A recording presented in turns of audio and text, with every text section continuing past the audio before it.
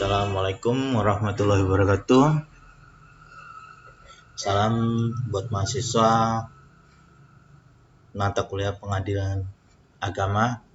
Kemarin saya mengasih tugas tentang gugatan. Meskipun banyak gugatan yang nggak jelas, bahkan nggak ada pokok perkaranya apa. Bingung saya.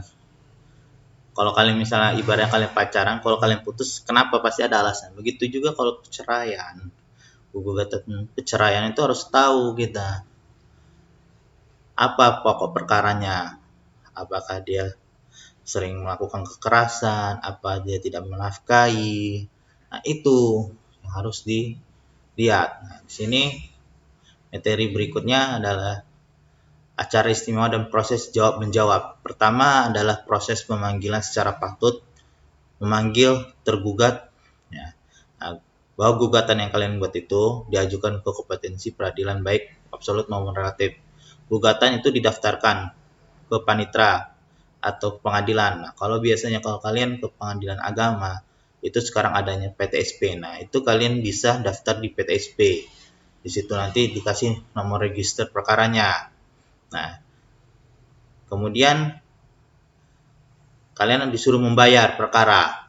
Nah, karena ini pengadilan agama, sebenarnya ini nggak ada lagi secara prodeo. Nanti kalian dapat nomor register, kalian nanti disuruh bayar ke bank. Habis itu ditunggu kapan jadwal sidangnya. Nah, kemudian tergugat nanti dipanggil secara patut. Nah, dia dipanggil tanggal berapa dia sidang, Nah, kalau penggugat yang mengajukan gugatan setelah dipanggil secara patut justru tidak hadir, nah, jadi kami mengirim wakilnya dalam persidangan yang telah ditentukan, maka gugatan itu gugur. Misalkan jadwalnya hari Senin, penggugat malah nggak datang, nah itu gugur dia. Ibaratnya kalau kalian mau berantem disuruh dikasih jadwal hari Senin untuk masuk ring, kalian nggak datang, malah kalian nantang tapi kalian nggak datang. Nah, itu yang aneh, maka gugatan itu gugur gitu. Nah, itu maka hakim dapat menjatuhkan putusan gugatan gugur disertai dengan membebankan pada penggugat untuk membayar segala biaya yang timbul dalam perkara ini. Jadi semua biaya kalau gugatan gugur semuanya yang ditanggung oleh penggugat. Nah, kemudian putusan fresh track. Putusan fresh track ini jika tergugat tidak hadir saat dipanggilnya, saat hari dipanggilnya. Misalnya hari Senin dipanggil tergugat ini, dia tidak hadir. Nah, kemudian dipanggil lagi, biasanya dikasih waktu lagi sekali lagi.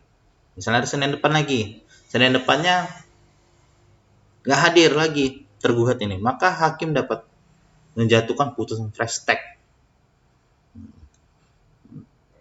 Jadi kalau misalnya ini banyak yang terjadi karena putusan fresh track ini, karena banyak tergugat yang nggak mau datang, jadi akhirnya udah langsung diputuskan, langsung cerai gitu.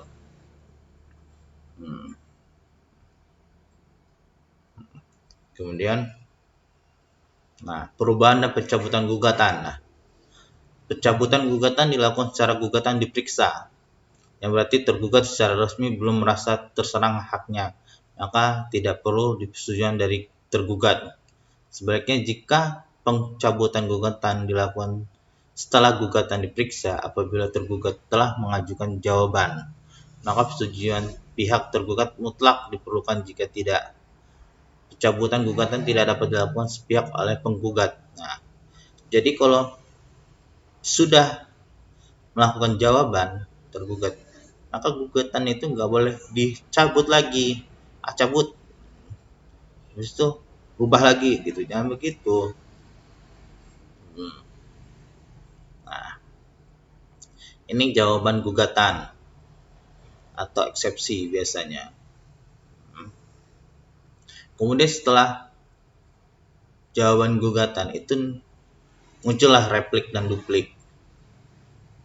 Jawaban dari eksepsi. replik, kemudian duplik itu jawaban dari replik. Ini panjang.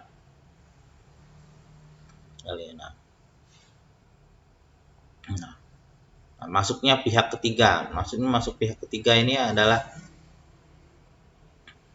yang saksi ya, intinya saksi. Saksi kedua belah pihak sebenarnya. Ini adalah serangkaian pengadilan agama. Ini sama halnya dengan pengadilan perdata sebenarnya. Hanya saja karena kita banyak yang muslim, itu lebih ke pengadilan agama. Sedangkan yang tidak muslim itu pengadilan negeri gitu. Ya. Tapi acaranya hampir sama semua gitu.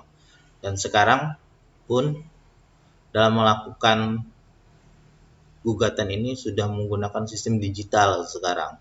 Bukan hanya karena corona, tapi pada sebelum corona terjadi sudah menggunakan digital, yaitu e-court, ya, sistem e-court. Jadi memasukkan gugatan, mendaftarkan gugatan, itu semua lewat e-court. Nah, baru kemudian panggilan pertama itu semuanya harus wajib datang. Penggugat wajib datang, bukan semuanya, wajib datang penggugat. Nah, kemudian kalau tergugat tidak datang pada hari tersebut, maka hakim bisa berikan waktu lagi kepada tergugat untuk hadir. Nah, saat sudah diberikan waktu tetap tergugat tidak hadir, maka hakim diperkenankan untuk melakukan putusan fresh track. Nah, dengan ditambah dengan adanya saksi dari penggugat. Gitu. Jadi kalau misalnya rugi sekali kalau misalnya tergugat itu tidak datang karena putusan sudah fresh track. Gitu. Pak, bisa nggak Pak putusan fresh track ini digugat gitu? Bisa putusan fresh track ini dengan alasan kalian memang tergugat ini tidak mengetahui gitu. Alasan itu tidak mengetahui adanya surat dari panggilan. Nah, surat panggilan itu. Tapi